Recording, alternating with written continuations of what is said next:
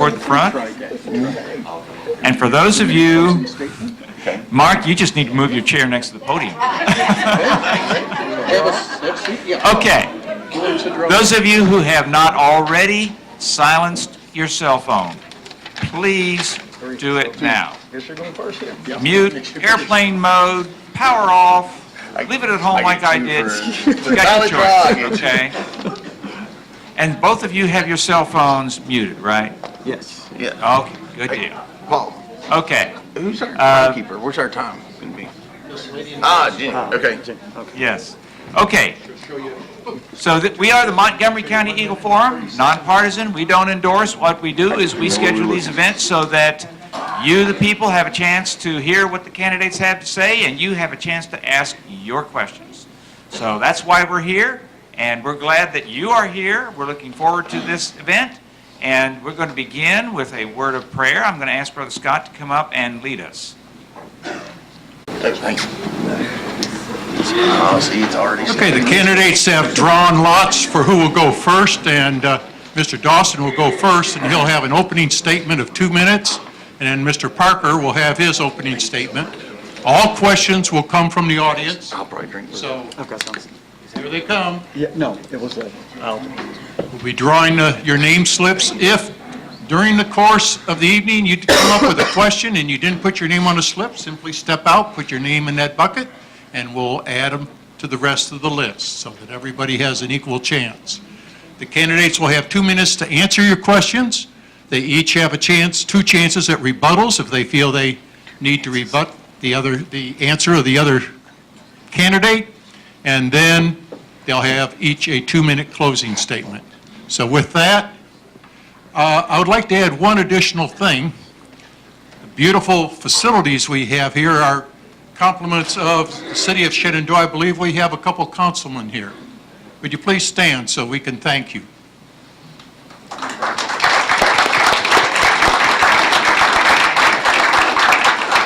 It's a great service to the community making this available. Mr. Dawson, if you will begin. Thank you. My name is Brian Dawson, and I am running for Commissioner of Precinct 2. I want to thank y'all all for being here tonight, and thank you for putting it together. I apologize for screaming in on 2 wheels at the last minute.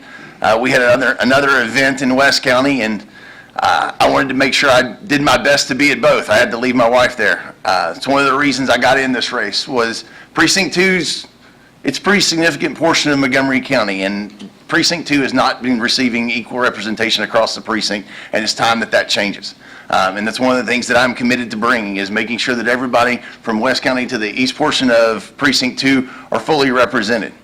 My wife and I moved here 11 years ago when we got married.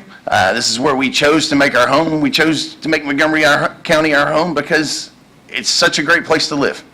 My message is not one of doom and gloom. It's one of making the most of the opportunity we have as we grow and as Montgomery County enjoys the prosperity that it does.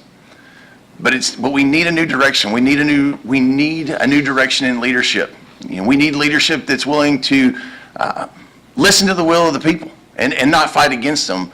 We need leadership that's going to go fight for the people of Montgomery County every day and not get up and fight against them. And that's why I'm running, to bring that leadership to Commissioner's Court and to bring that leadership to Precinct 2. So I appreciate your consideration, and thank you. My name is Greg Parker. Thank you for, again, putting this together and having me. I believe I'm the best qualified in this race because I have the experience, the education, and the commitment. I'm a U.S. Army veteran. I'm a former 2-term county commissioner, a former state commissioner appointed by Governor Perry to the Texas Emergency Communications Commission, former city manager. I'm currently an IT professional, and I manage large-scale multi-million-dollar IT projects. I have a bachelor's degree in business administration, a master's of public administration. I'm all but dissertation for my PhD in public policy administration, and I've actually taken graduate-level courseware from MIT. I'm the author of 2 conservative books, and you know, I have the commitment that it takes to make real change in Montgomery County. With that said, I haven't been here 50 years, no. I've been here 5, but that gives me a new perspective and fresh eyes on what's exactly happening in Precinct 2. I've turned around government agencies. I've actually looked the department agency heads in the eye and took them on and won. I've also stared down city leaders and said, I will not perform nepotism, nor will I do cronyism. That is the commitment we need to turn around Precinct 2. And my name is Greg Parker, and I thank you for your consideration. Just in case, but as you notice, there's 3 names up here. Mr. Riley has been invited, and Does that mean we get has 2 minute failed break? to show up. It's his choice. We should ask. So we'll start now with questions from the audience. And the first one will be Shane Upton. My name is Sean Larkin. I just wanted to ask, what would you do to improve mobility and urban planning in the county? Mr. Parker. What I would do is, first off, I want to seek a county-wide mobility plan. You know, roads don't stop at the precinct boundaries. It's important that we look beyond that and get a county-wide mobility plan. The fact is, Precinct 2, a lot of roads are not only substandard built, but built on the haphazard at best, and I think it's important that we move forward with that. Also, I would like to coordinate a lot of things with our platting and planning with the ESDs, because it's necessary when developers come in. We've got several of these going through. Developers come in and they're actually putting up large-scale apartment complexes on narrow two-lane roads. Why is it we can't coordinate with these developers and negotiate with these developers to increase the infrastructure right in front of their development? That saves taxpayers money. And if we coordinate with ESDs on the platting process, guess what? Now we've done that to coordinate with their fire stations and law enforcement substations, things to that effect. I think we definitely, no toll roads and no toll flyovers in Montgomery County. And I have a proven track record of stopping toll roads, and that's definitely important. Also, we need to complete several of the road bond projects, and I will work tirelessly to do so. $64 million was approved for Precinct 2, and that road bond, $30 million of it was budgeted, only $19 million of it has been spent. It's time to complete the rest of the road bond projects to alleviate congestion. 30 seconds, I got it. Mobility continues to be an issue for Precinct 2. 4 years ago, when these same debates were being had, and there were three people sitting up here, this was a major topic of discussion. Very little has changed, and I would argue that a good portion of it has worsened. When I announced on July 6th, one of the key components of my announcement was a precinct mobility plan. Now, we've got to get a county-wide one, as Mr. Parker suggested. We got to work with other commissioners. But as the Commissioner of Precinct 2, we can make that decision. We can make that happen. And it is imperative. It would be one of the first things we do. But additionally, we've got to address the choke points. Right now, the current commissioner is as I put in a Facebook post the other day, he's putting lipstick on a pig, which is 1488. He's wanting to restripe 1488 to 6 lanes, take in the shoulders, and narrow the turning lane, and it does nothing to address the choke points at each end. He nearly missed the opportunity to get us into a TxDOT study that would have addressed that. Thankfully, another commissioner was paying attention to what was going on with TxDOT and got us into that study. Had it not been, every major I-45 interchange in Precinct 2 would have missed the opportunity to have those needs addressed. We've got to do that. Not just stop toll roads, we need to remove the tolls. Recently, Commissioner's Court defeased the debt on 242 flyover. Yet, if we go out there tonight, we're still paying tolls. They've set the precedence that it is a revenue grab, and that they want to continue they want these tolls for revenue, not simply to pay for the road, but to continue to increase their spending amounts. We've got to get ahead of our planning. If we do not start looking forward, we're going to continue, as I put it, to put a Band-Aid on a gunshot wound. And that's not going to get us where we need. So mobility, unfortunately, continues to be a big issue, and it's one that's going to be my priority when I take over as commissioner. Thank you. Question will be from Mr. Yawley. Out of your seat. Sweet.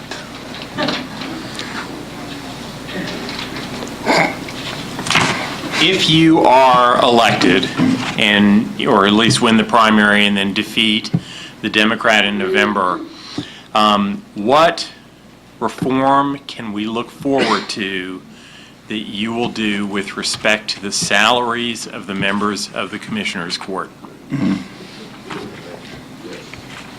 You're first, Chief. Obviously, salaries have been a big topic this election.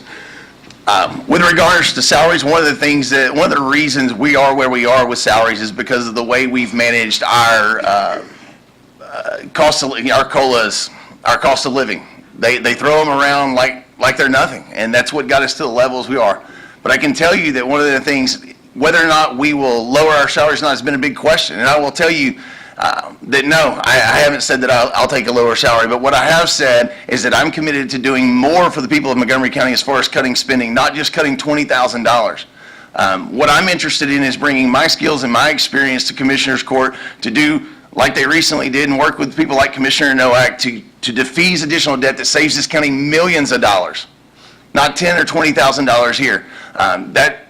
Doing that is simply treating a symptom, not treating the cause. It's not treating the cause of where we got where we are today, and we need to treat the cause if we're going to have meaningful, lasting spending reform.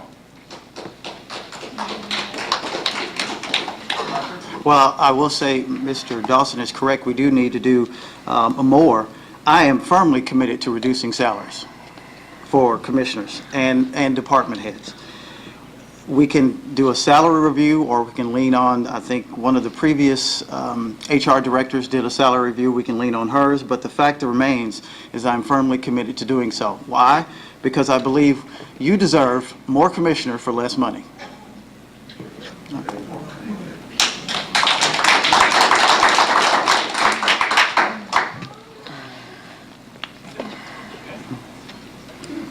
Next question will come from Diana Gabolas. That's why we're still married. Hi, besides mobility, what's the biggest issue that you face for your section of the country if you become the commissioner? Okay. I think after mobility, I believe there are a couple things, but I believe first agenda reform would be on the top of the list. And after that, I think cutting taxes and spending and reducing conflicts of interest. Those are the items that I think are most important. If we look along agenda reform, I think it's important that one, from the standpoint of agenda reform, we do not have meetings before meetings, or these pre-meetings before the meetings. I believe it's also important to make sure that the agenda item, or the consent agenda, doesn't have large expenditures, $2 or $3 million expenditures. Leave those specifically to proclamations and routine payroll items. I know that may actually increase the size of the meeting. Well, I think it's important we move to more than just 2 meetings a month. We can move to weekly meetings. Now, if you look at taxes and spending, I think it's important to reduce the taxes, also reduce spending. If you want to reduce spending, of course, you can move to zero-based budget. I want to encourage that, eliminating ghost employees. I'm also open to cutting or improving departments. Like I mentioned, reducing salaries. I'm familiar with some equipment sharing we're doing in Precinct 2, but also making sure that continues. Also, for removing conflicts of interest, I think it's also important that we get rid of these pay-to-play optics, where you've got the county commissioners are pretty much I don't want to say awarding, or there are developers and engineers who are donating to their campaigns, and then those developers and engineers, or should I say engineers, tend to get some contracts. I think we need to reduce that and get rid of that by actually increasing the engineering department and allow them to do the project management on projects. Thank you.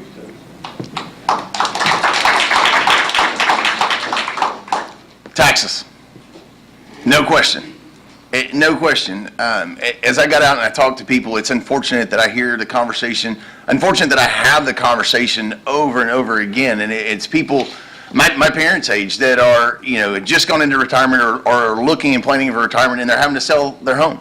They're selling their home that they raised their kids in, that they've lived in for, 20 and 30 years, because in retirement they can't afford the rising taxes.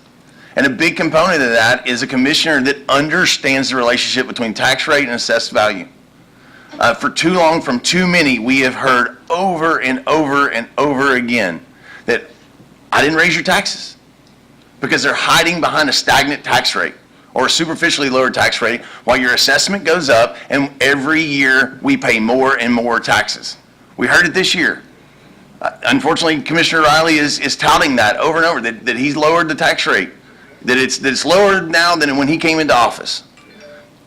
Every one of us paid more this year than we did last year, and we're paying more than when he took office. They continue to escalate because of the appraisals and because we're not managing.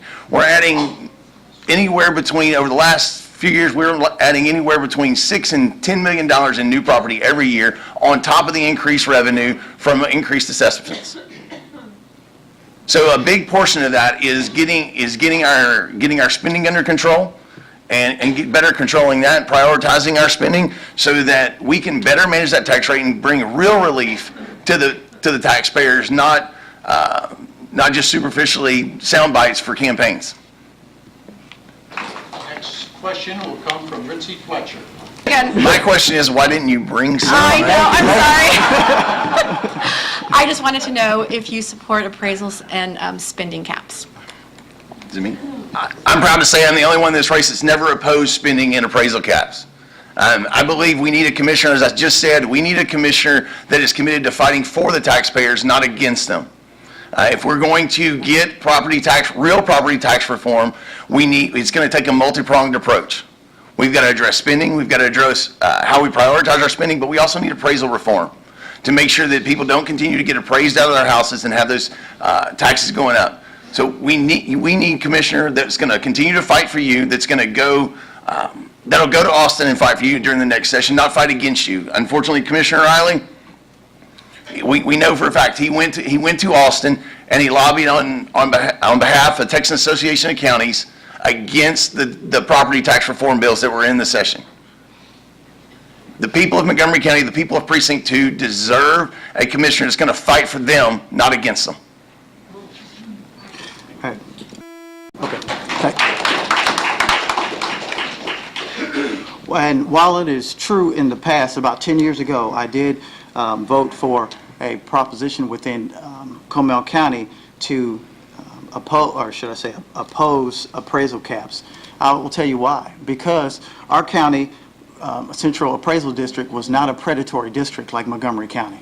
It was not a predatory district. It did not go after the citizens the way Montgomery County does. What I do favor is that the citizens of each county be allowed to choose whether, or a public option, voting option, to allow the citizens to choose exactly what appraisal cap they do, meaning the legislature enacts a citizen's vote to let them enact appraisal caps. Now, my opponent has mentioned that he has not supported appraisal caps.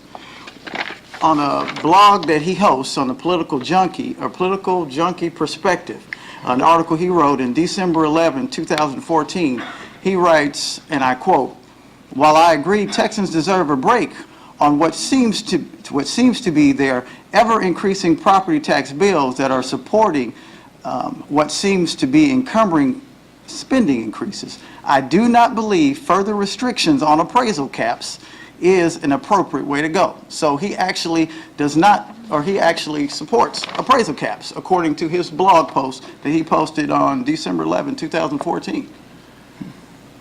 So actually, he's not the only one in this race that all three of us have supported that. With that said, I'm telling you, I believe that the legislature should enact a vote. The citizens should vote to whether or not they want the appraisal caps. Our agency was not a predatory agency in Comal County, so the citizens did not have an issue with our appraisal district. Thank you. Paul, I'm going to go ahead and use this.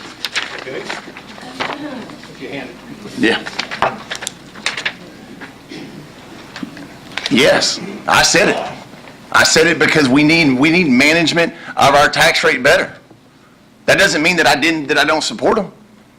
It simply means that we need to do a better job. The only way we are going to bring meaningful tax relief to the people of this county, the only way we're going to bring meaningful relief to you, the taxpayers, if we have someone that understands the correlation between the tax rate and assessed value. Now, my opponent says that Comal County wasn't a predatory agency, but he also touts how he's lowered the tax rate by 4 cents. Mm-hmm. Unfortunately, taxes still went up 7.8% in Comal County that year with the tax rate still going down. That is exactly what we get from our current commissioner, and it's exactly what the people of Montgomery County don't deserve. You need someone that understands that rate, understands the relationship between the rate and the assessed value, and is willing to fight for you, not against you.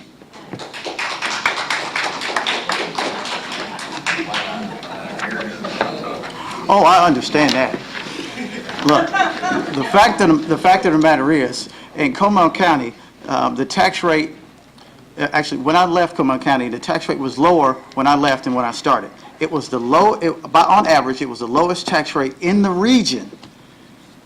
And yes, we did lower taxes 4 cents one time, and again another cent. Now, while there were taxing small increases necessary to pay for more law enforcement, to pay for to replenish reserves after floods, as well as to pay to stop the toll road, your own research says that amounted to $111 over 8 years. $111 over 8 years. That averages to $13 a year.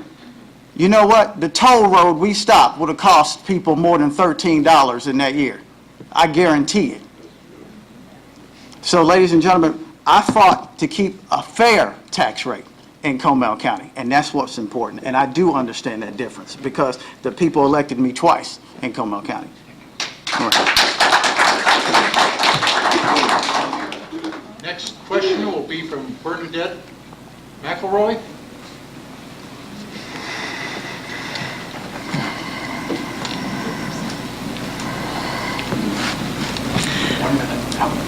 I came from River Plantation, one of the 4 subdivisions that were heavily flooded. The major one that took about 425 homes. In a year and a half, we went through 3 floodings. We fed a lot of people. We did a lot in the community, and our present commissioner did a lot in those 4 subdivisions. I went to check to see what was done in the others, to see the devastation of what pain is about when you go through it more than once, more than twice, and more than 3 times. I'd like to ask you, where were each of you that I did not see helping us out? What would you do in the near future, and what would you do to circumvent those floods from happening, coming from upstream, downstream? Thank you. Well, thank you for your question, and if you did lose property, I'm sorry for that. Actually, I was there, and I didn't go on television or make any grand statements. I was actually there helping muck out houses and clean out drywall. With that said, I think what can be done in the future to stop this, and I know now the commissioners have started to talk about flood mitigation strategies and things to that effect, even though we've gone through several other floods before. I think it's important that we invest in flood control reservoirs. Again, I think it's important that we get our engineering department really on the ball when it comes to floodplain administration. Having been a floodplain administrator myself, I think it's important that we take more of an active role in doing those things, so that way, if rebuilding does take place, we make sure that the houses that are in that flood area are lifted up in a certain level. We also need to coordinate better with SJRA and TWIPA and other agencies for better coordination with that. Also, I think it's important that we set up a buyout program. I know we had one in Comal County. It's important to do that. That way, you're not necessarily dealing with FEMA yourself. We're dealing with them on half. We buy out the homes. In Comal County, we made parks. And then that way, those homes are not devastated over, and their families are not devastated over and over again. Keep the ditches clear. Make sure make sure our ditches are free of debris. Making sure those avenues by which the water can escape is done. And also working with the EWP representatives to bring money down here to clean out these ditches and keeping those things clean. That's what I'll do and what I'll fight for. But I was down there helping. So to start with, the first part of that question is, where was I? Well, for the big part of it, I was at the VFW Hall in Conroe. It ended up being a food distribution center. There was so much going to Lone Star and it went to a Red Cross, and Red Cross, I don't know if y'all know, has a lot of restrictions on what they can and can't take, brands of food. I learned a lot. They only take certain brands of dog food and things of that nature. Well, people had bought and donated stuff, and they didn't know where to take it. The VFW was basically turned into a distribution center. I took a couple of truckloads to Mr. Bagley, met him at Katz to take those into East County where they were much needed. There were some people stranded there. But I think I spent about a week and a half there. Then I was in River Plantation, mucking out houses as well. And the house that I was helping with, it was an emotional experience. The lady had only had her house completed and done, and furniture, new furniture, and slept in her house complete for about 3 months. And she had about 6.5 feet of water in her house. To stand, I'm 6'1", not a small guy, to stand in a living room and to see the water line above your head, and to the reality of what that does is traumatic. So we need to do more. I think we need to be working to make sure we're leveraging every opportunity we have for federal dollars. Those are your tax dollars, and we need someone that's going to fight for it. Not just work with FEMA, but we need to be working with HUD to get those dollars to take these people out that are perpetually flooded homes and get them off, get them out. But the other thing is, we need to be working with our county engineer's office and everyone else to make sure that we upgrade our detention and retention facilities and guidelines. It is, for too long, what happens in Montgomery County has been dictated to us by what goes on in Harris County. It's time we take control of what's going on in Montgomery County, and we do what's best for the people of Montgomery County. You need someone to fight for you, not against you. Not that's going to serve the Harris County, but somebody that's going to serve the people of Montgomery County. That's what I'm here for. From Sherry Harwell.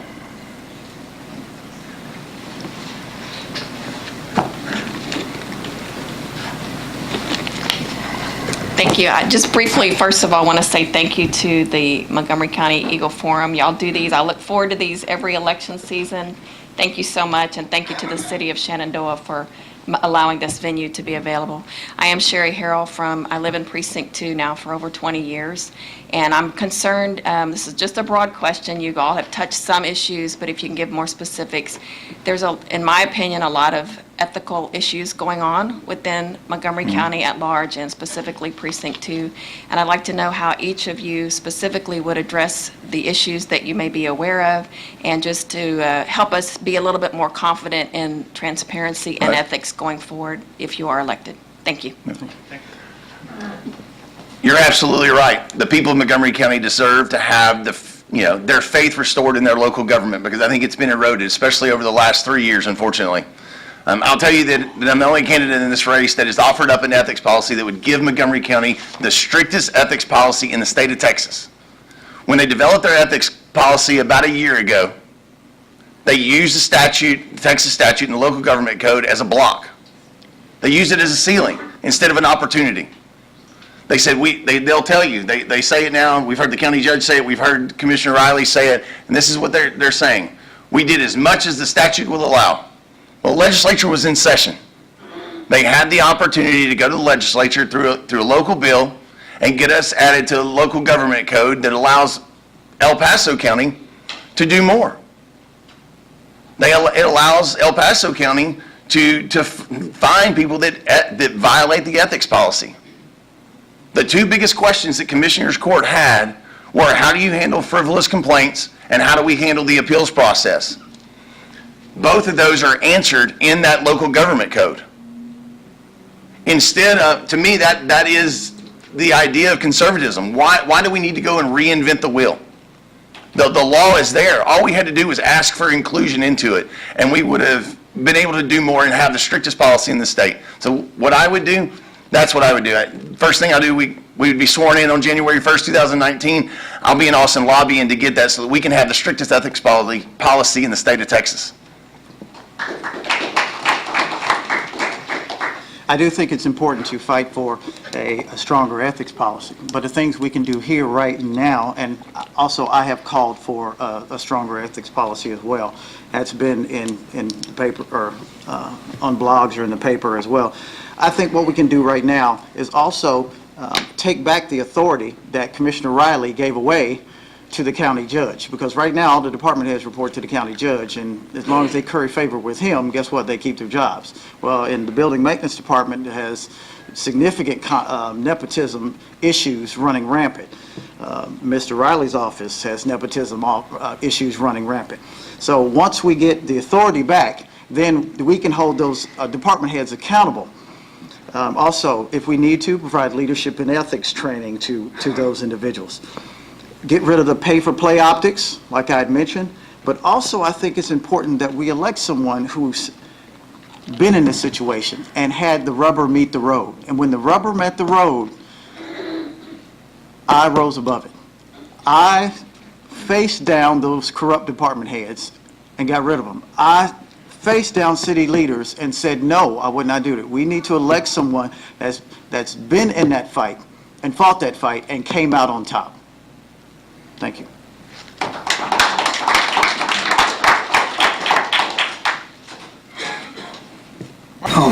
Jim Doyle's my name, and my daughter's house payments went up $200 a month because of appraisal leap.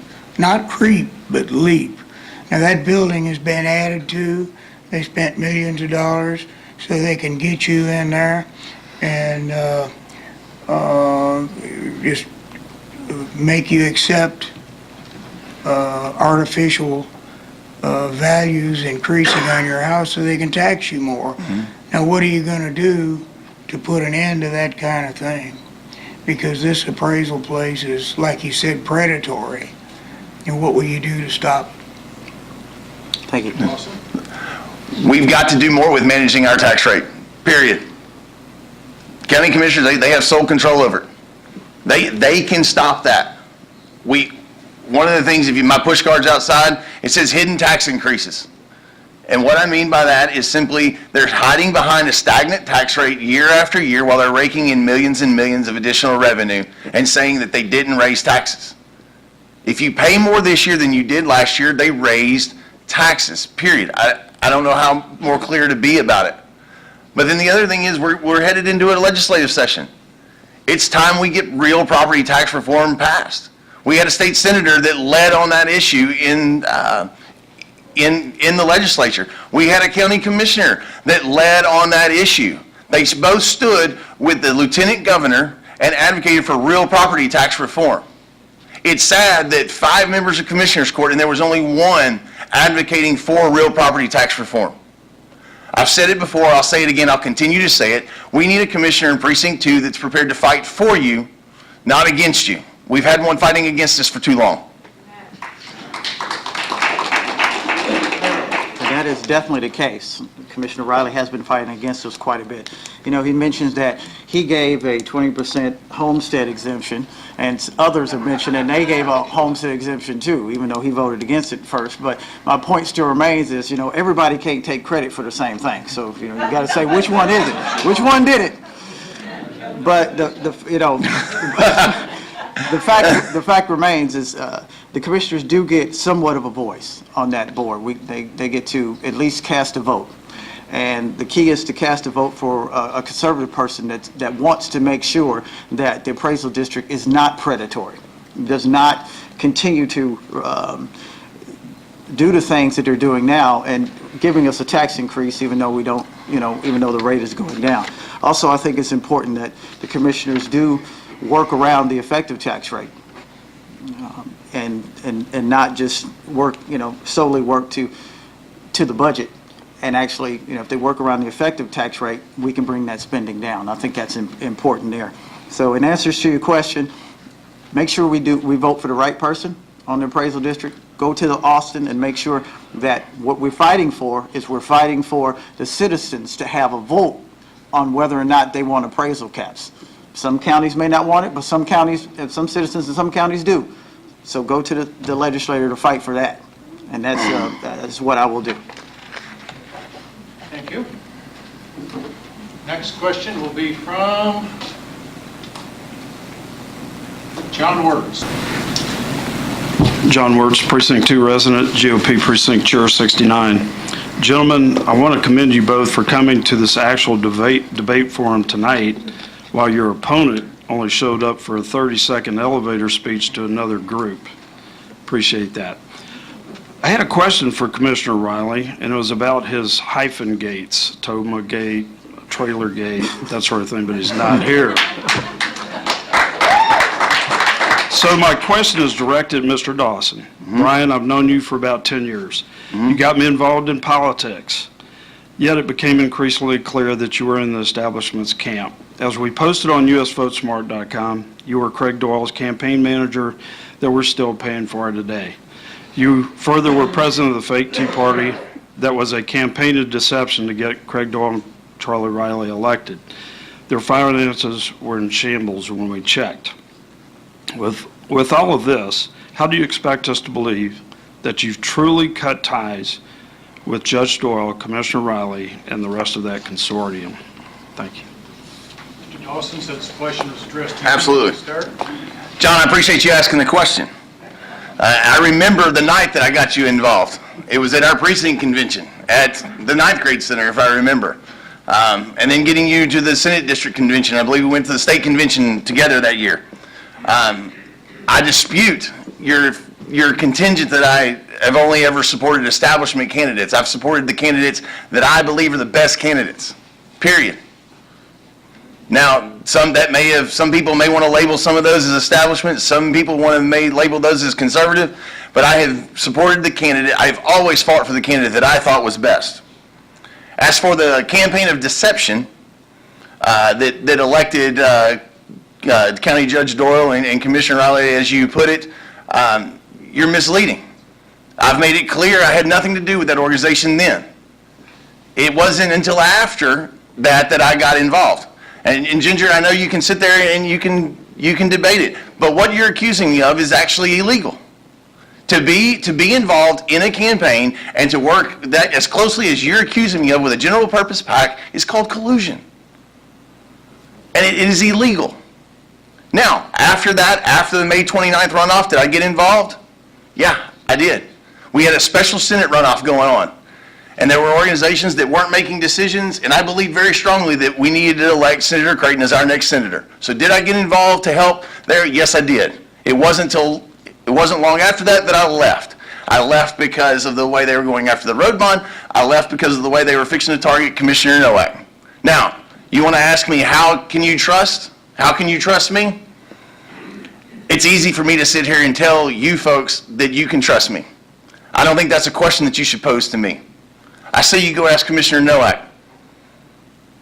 The people, that organization attacked no one more vilely and more deceitfully, attacked him and his family. No, they attacked them worse than anyone else. So go ask him. No one has talked to me more and understood what I believe about county government more than he has. So if you want to know if you can trust me, go ask him. You'll get a better answer there. Thank you. I'm not getting into that. It's not mine. Next question will be. Come on, wait on. No. Dietrich. It's fine over here. That's why you said wait. Thank you all for coming. I live on 2978, have since 1976, where there was no traffic from the Woodlands. I'd like to talk about the taboo Woodlands Parkway extension. Right. Now I work in Conroe, drive back and forth every day. I see gridlock from probably 5 o'clock in the morning until 7, 8 o'clock at night, unless there's a wreck and it goes even further. What could be done to do some relief to 2978? I understand a lot of the properties are being purchased for the extension. Why can't we get it pushed through? Parker, would you like to lead? No, okay. Sure. That's a very valid question. I myself am against the Woodlands Parkway extension. Now, with that said, I am for private property rights. 2978 is a state highway, and the state is starting to look at it and wanting and doing some are doing some construction down there now. I think for us to move that forward is important. We can use the pass-through program to move that forward. That's fantastic. The Woodlands Parkway Extension, I am against that, or whatever they call it this week, whatever they want to rename it this week, I am against that. Now, if my take on this is this, if developers want a spine road for their development, they can build it themselves. They can build that road themselves. They don't need citizens to do it. That's it? With regards to 2978, it's been a debacle. It's under construction now. 4 years ago, when these debates were being had, we were told by Commissioner Riley, elect me, because I've been working with TxDOT for the last 12 years, and I've got the relationships, and I can make this happen. We see state highway after state highway behind, and in his newsletters, he touts it as an accomplishment. I'll tell you that with 2978 and the widening from Spring Creek to 1488, they messed up the surveying. They had to go back and move an AT&T line that didn't get moved because they missed it in surveying. While you and I sit in gridlock, that's what TxDOT screwed up. And we're not seeing it move any faster from the person that said, I've got the best relationships. That's a problem. We need someone that does have relationships, that will put pressure. Because while it may be a state road, a commissioner can offer a lot of input, and they can have a lot of sway. We see it with the 149 flyover. But the other thing that we need to do is we need to look at a real solution for 1488. There's over debatable between $66 and $75 million sitting in the pass-through account, and very little has been done with it. Even after it was brought to the attention by Commissioner's Court, and Commissioner Riley sat there and said 1488 is a critical road for Montgomery County. Nothing's happened. And now he wants to, like I said earlier, take away the shoulders and narrow the turning lane. That's not going to fix it. What we need to do is using that to help to work on those choke points at 2978, at that intersection, because that widening is coming, albeit way too slow, to start looking at 1488 and I-45 to keep that traffic moving. Because I live in Jacobs, off Carriage Hills. I go to that intersection every day. And now he wants to put 3 lanes where he's going to have 2 trying to go southbound on a 1 lane. That's asking to get someone killed. We're not addressing the issue. And that's why we need a mobility plan, and that's why we need a commissioner that'll look to the big solutions for getting us moving, not the small things that they can tout on campaign flyers when it comes campaign time. Thank you. Come on. Next question will be from Ginger Russell. Ginger Russell, Precinct 2. I've lived there 25 years. I'm also the precinct chair for Precinct 74. And I'm going to ask this question, and I don't want it to resort back to the county budget. Montgomery County Commissioners earn approximately $164,000 plus a year. That is more than the governor of Texas. And more importantly, twice as much as the median household income of Montgomery County residents. Would you be willing to correct this by voting to cut your own salary, even though it would be a small percentage of the budget? Or do you support Judge Doyle's theory, you get what you pay for? Mr. Dawson? My first.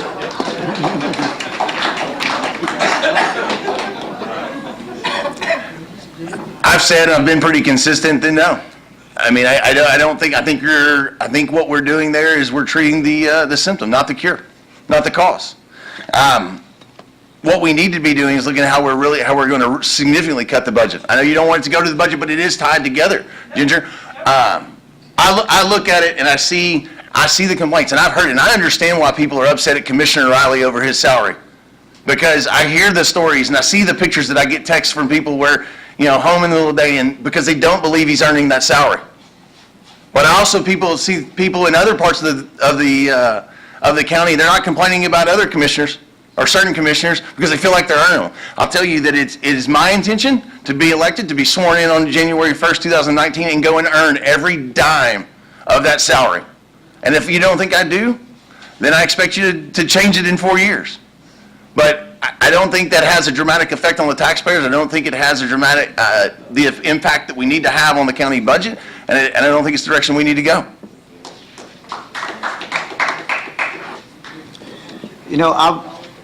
A lot has been said about listening to the will of the people, and I want to listen to the will of the people. I am firmly committed to reducing the salaries of commissioners and department heads. I can't be as clear as that. If I'm not mistaken, one of the judge candidate is looking at a 12% reduction or something to that effect.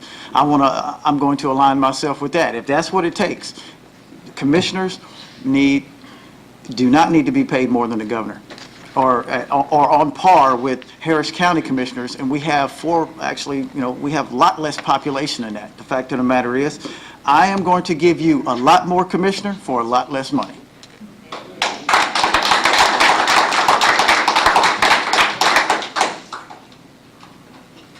Next question will be from John Boucher. I think that's more than a minute. Thank you for being here. My name's John Boucher, I live in Oak Ridge North. I found myself involved in the political process years ago, and I found myself bound by principle with the Tea Party Patriots and the Tea Party and the Patriots PAC. You're going to probably delete your blog when we're done here tonight, Brian. That's fine. You wrote a piece called "Put Your Money and Support Where Your Values Are." And in that piece, you decried what you felt was an error in judgment by a sitting judge that had been supported by the Patriots PAC. You reasoned that since that judge had erred, and that error gave the appearance that a pedophile was receiving First Amendment protection, it logically followed that the Patriots PAC shared those same core values as supporting pedophiles. So my question to you, Brian, is do you still feel that the Patriots PAC shares values which wish to harm children and support pedophilia?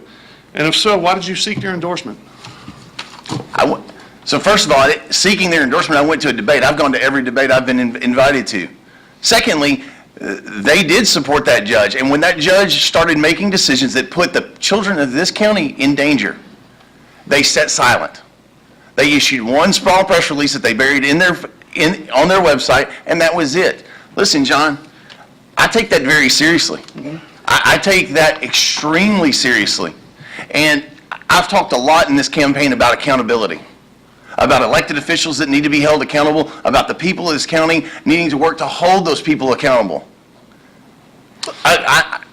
My follow-up to that would be, if I may have a quick follow-up. Please. If they're under the shadow of that charge from you that they're affiliated with these pedophilia, how would you not be under the shadow of the indictment of Doyle when you were his campaign manager? You've asked me the same question, John. You've tried to cast me with that same stone, and I have spoken out. I have written letters to the editor. I have Facebook posts over and over, and I have been drastically outspoken.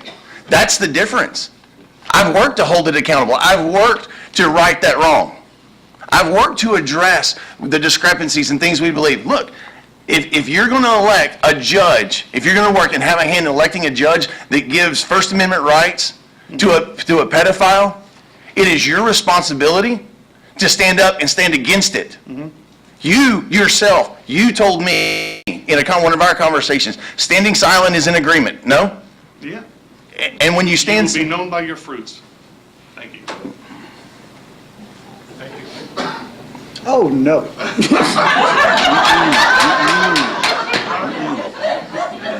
that, we are ready for the summary statement from each of the candidates. Mr. Parker, I believe you'll go first. Yeah. Well, I know what it means to serve the public and serve in public office. I know what it means to do mobility planning because I've done it. I know what it means to offer citizens tax relief because I've done that. I know what it means to fight corruption because I've done it. I did it not for the power, not for a salary or some grandiose salary. I did it because it was service. I served my country, I served my community, and I moved here to retire. I know I don't look that old. and to live out my life with my wife. And now I've stepped up, seeing what I've seen from Mr. Riley. I've stepped up and I want to serve you, the people. I'm not in it from some large salary. Like I've said, I'm not in it for power. I'm in it to serve and to serve you. My name is Greg Parker, and I'm running for County Commissioner, Precinct 2. I have all the major grassroots endorsements. I've even was endorsed by someone I didn't even expect to get endorsed from, but I honor that endorsement nonetheless, the law enforcement community. So ladies and gentlemen, I hope for your vote, and I appreciate your support.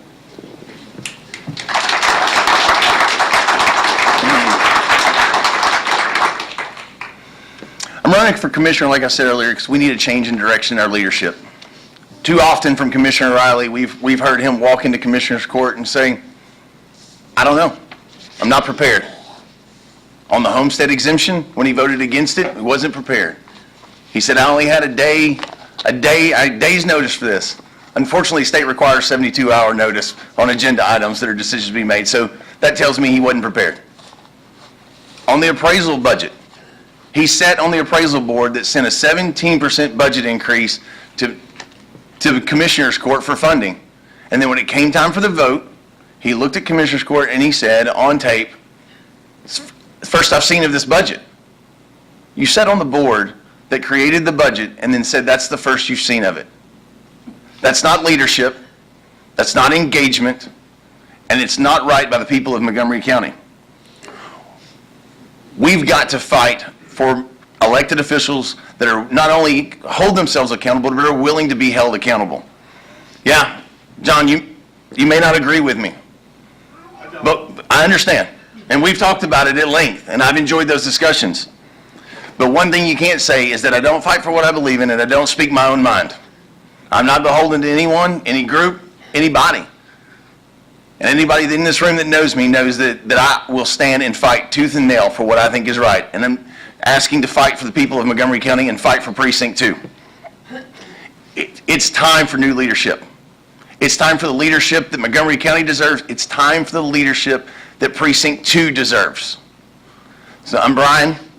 I'm asking for your vote. I'm asking for your help. With your vote, we can bring that leadership to Precinct 2 Montgomery County. Thanks.